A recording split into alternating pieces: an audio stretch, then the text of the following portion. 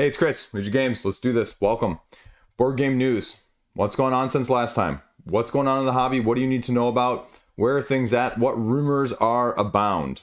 And a little bit of everything else with the hotness of why you need to know about it in the first place. Let's do this. First up, we got to talk about it. Klaus, the creator of Catan, passes away. Everybody's putting their tribute out there. Got to throw my 2 cents in there too. You may not like the game now. You may not want to ever play the game. But for what it is, for what it's done for the hobby as a whole, it's a freaking amazing contribution, legacy, whatever you want to call it.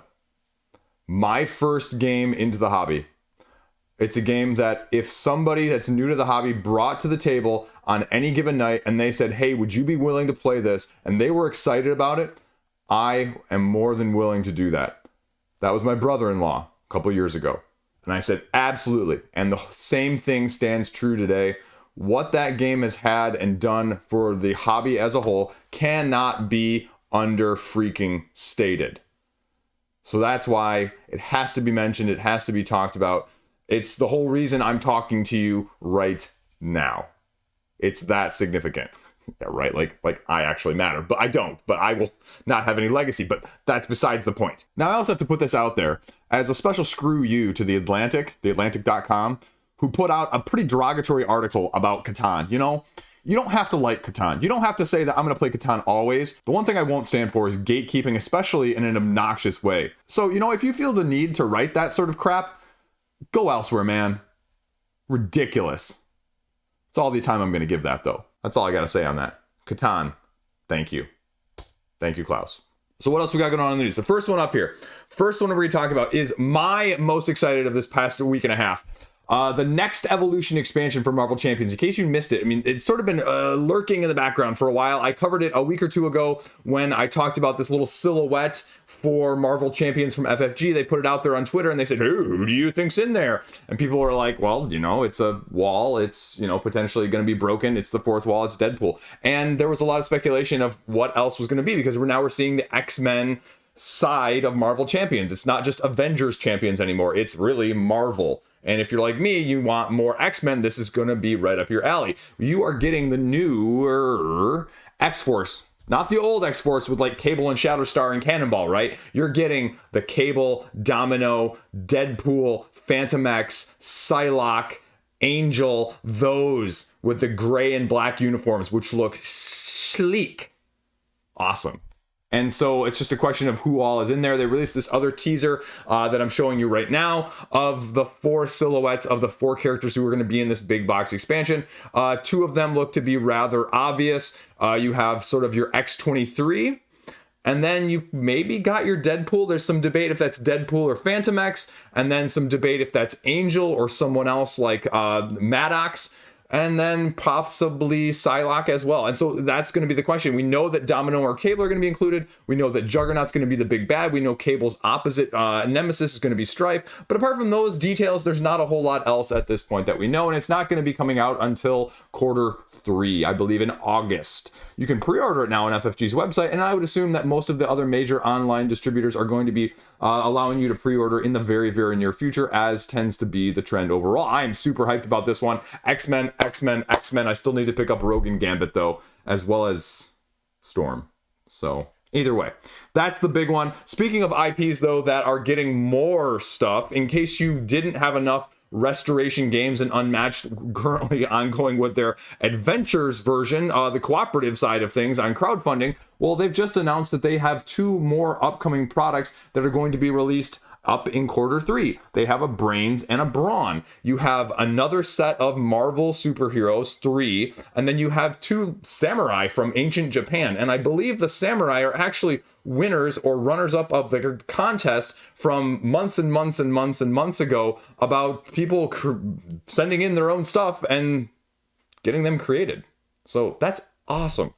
And that set actually looks better to me. If there was any set to get me in at this point, it's this one. The Marvel one I'm less intrigued by overall, but again, as not really seeing the Marvel ones that I've liked to see to this point, as opposed to Marvel Champions, speaking of that, Spider-Man and Doctor Strange. Again, I've never been a big She-Hulk. Like, just never done it for me.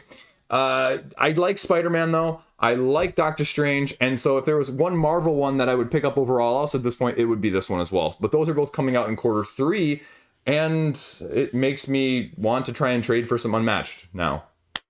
I don't know. Will I do it? Probably not. You can hear me screw it up every week, but this is Tomo Gozen and Oda Nobunaga. And so that's my closest pronunciation of these Japanese figures from ancient times as you're going to get.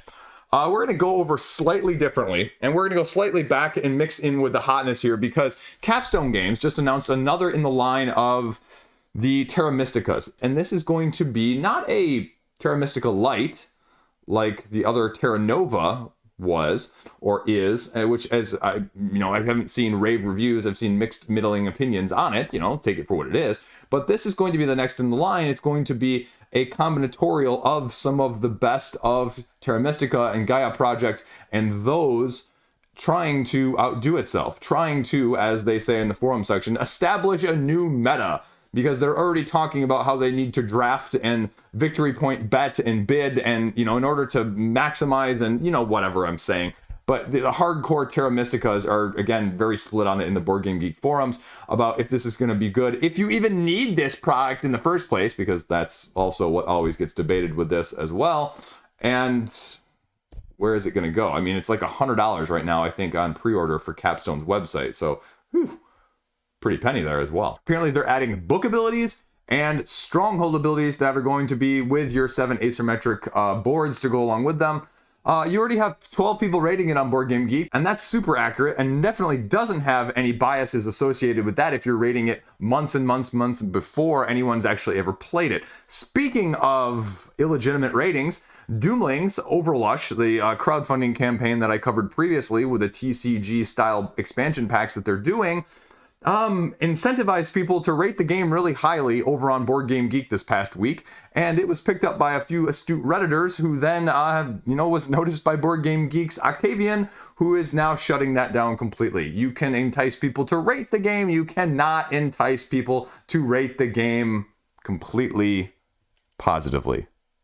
It's a fine line nuance, but it's important as well. Not like Board Game Geek ratings matter, as I talked about previously with the comparison of Gloomhaven and Brass, which, people still like debating about what's #1 game. I'm not getting into that again, though. No rant on this one this time. Another thing that I ran across this week, Asmati Games. You may remember them, you may not. Their most recent crowdfunding on BackerKit, Aegean C, from Carl C. I'm not going to mispronounce his last name and embarrass myself all over the place. They had a live Twitch stream, which I was able to catch some highlights of. And in that Twitch stream, in case you're familiar with it at all, they announced, and I'm looking for my copy over here somewhere, which I can't find, but they announced a new version of Innovation, in case you don't have enough Civ building, card laying, upgrading, ability-driven games. They are going with this one. It's not the deluxe version anymore. It's the ultimate box set for Innovation. And they showed off some of the new designs. They showed off a new expansion, a new couple keywords, as well as illustrating and indicating that there is going to be just more coming in crowdfunding from that aspect in the near future. No exact timetable as far as I'm aware. But then the other thing that they covered as well with that one is their more other recent foray on the solo side of things. One Deck series, the One Deck Galaxy game, will now upcoming be going digital. And so if you are a solo gamer and want to do more of that digitally instead of on your tabletop, they're going to give you the ability to do that as well in the near future. Speaking of assets and online issues that we need to talk about, you may not recognize either of these company names, but Naylor Games recently acquired the assets for Inside the Box. And so Inside the Box games, you may recognize some of their IPs by name alone, you may not. Subterra, CryptX, and Aquanauts, the 3 games that are outstanding projects from them on crowdfunding. And Naylor Games is going to pick them up, and they are going to potentially allow backers to still get what was out there. Because they have copies of many of the expansions and things that can be shipped already that were in production. The main thing that they say over on their website is that you don't need to rebuy anything. They have a bunch of the stock. Now, will they have all of it? And that's the other question. But they're going to need to pay shipping for it, as well as VAT potentially again. So take that for what you will. I know it rubs people the wrong way. I will be having a video upcoming very shortly talking about 3 crowdfunding campaigns that have huge red flags or that I've covered and I'm updating on. Onimaru might be in there, but that's actually not one of the 3 in this video. So, you know, I got some good stuff when Onimaru is not the lead subject. Anyway, but they're going to be potentially, you know, delivering on the previous products. So, not what you want to hear on crowdfunding, but also it happens. Speaking of that, though, crowdfunding and delivering, shipping containers. The latest Kingdom Death Monster news update indicated their personal experience with shipping costs, down from $30,000 per container to $1,300. Now, obviously, potentially this is a little bit biased depending on how frequently you use, how good of a contract you've got, or how large of a shipment you're sending. I would imagine, at least I'm making all that stuff up otherwise based on assumptions, but that's really intriguing because I just paid way too much money on my CMON Marvel Multiverse pledge. And so the question is, just like with food prices right now, egg prices in particular, I'm looking at you, screw you, will we see shipping prices go back down with some of these larger or even potentially mid-range style of games? Because that was the issue in the first place, right? People were like, we got to charge more because we're getting charged more. Are we going to see that in reverse now? Because we don't see it with gas and we're not seeing it with food prices. Screw you, major food companies that are screwing us consumers over. And I really hope it doesn't trickle down into our hobby, but I don't know either. So we're going to kind of see where this goes and see where it ends up. But thought I'd mention it at least, food for thought going forward on shipping side of things. Hopefully we see a little bit of return in that investment. Speaking of investments, we have 2 new games that, well, they really aren't new games, but they're games with maybe a new lease on life. 2 games that have either had their licenses expire by their previous producers or that are now looking to get produced again. The first being City of Big Shoulders, the 2019 hit for a heavy Euro style game with variable player powers, worker placement, and just being a little bit of a heavier game in general as you took on the role of entrepreneurs and investors seeking to rebuild Chicago. They just announced that they're going to be going for a second printing in the near future. Quind Games is going to be launching a crowdfunding campaign over on GameFound sometime in Q3 that they will be producing it. And that's from the previous director or head person over at Parallel Games who published it in the first place. Words right out of their mouth on the Board Game Geek forum. So if you were looking for a copy of that bigger deluxified heavy Euro, now you may have your chance to get it. The other game that is looking for a new home is the 2013 relatively well thought of Civ building game Nations. Very much like the Civ building games of computer lore, Nations gives you the ability to choose your own country and difficulty to play at and guide them through the growth phase through historical events, head-to-head competing with rival nations to grow the best. From the designer himself over on the Board Game Geek forums again, he says that Nations and Dynasties are currently not licensed to any publisher and they are looking for a new home with it, which would potentially mean just a reprint or, you know, a redo. I don't know. Never had any interest in this game. Not a huge Civ person, but I know a lot of people stand by this as one of the ones that they really look to between this one versus Through the Ages. So that's the debate I've seen online plenty of times, especially when I got into the hobby. But if you're a fan of that as well, you can only hope for more of good things if it comes to fruition in the near future. Another news of note, Knizia, the latest of the Knizias to get back into circulation. We're going to see an upgraded, deluxified, maybe-ish in somewhat shape or form version of Through the Desert. Now, you may not remember this one, 1998, well before my time on the hobby scene, but this was actually a 1998 Spiel des Jahres recommended game. And so it's relatively well thought of as you're making these camel and trails across the desert, trying to get to where you need to with another area control component. All play, formerly Board Game Tables, if you're, again, still not familiar with the new name, has picked up the rights to it, and they're going to be crowdfunding it sometime later this year. Now, interestingly enough, as you may remember their other crowdfunding campaigns, they just recently announced a 4-pack of Trick Takers, they're going to be coming up in the next month or two. But this one is actually coming in October, and they're bundling it with 2 other games. The nice thing, though, with an upgraded art, components, and, some actual nice looking pieces. It's only going to be $39. So fear not over deluxeification. Yeah, I'm looking at you, Castles of Burgundy. That it's going to be completely priced out if case you were looking at this as a game you may be interested in the first place. Now they're actually trying to do camel meeples instead of camel plastic. So I'm a big fan of that. Give me the meeple and the wood rather than the plastic. I'm all for that, you know, Team Standee where I stand. Interestingly enough details over on the Board Game Geek forums at this point that they are saying that it's going to be $39. There's going to be $19 add-on because if you know the all play campaigns, they offer just the base game as well as an additional little promo expansion bundle, whatever's going to be on there. It comes with both the base game, the original Desert side, the River side, which was added with the Z-Man edition, but they're also offering a $19 modular set of expansions that are going along with it. But fear not, they are Rainer approved, so you don't have to worry about them being like a CMON stretch goal box or a CMON expansion where things have not been tested or well weighed out in terms of what works and what doesn't. So hopefully it's going to give a game that I didn't even have on my radar, at all prior to this, back on a lot of people's radars, including myself, when it comes to crowdfunding in October. And then last up on the news side of things, we have the new announcement of another Star Wars product. I should be more excited for this, and it probably should have been earlier in the video, but I'm surprisingly not. Star Wars Rivals, the premiere set and booster packs, TCG-ish. You have little chibis from Funko.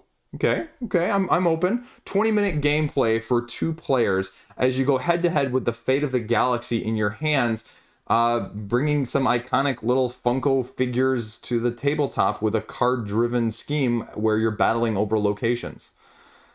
I don't know. The Battle World from Marvel side of things is a horrible game.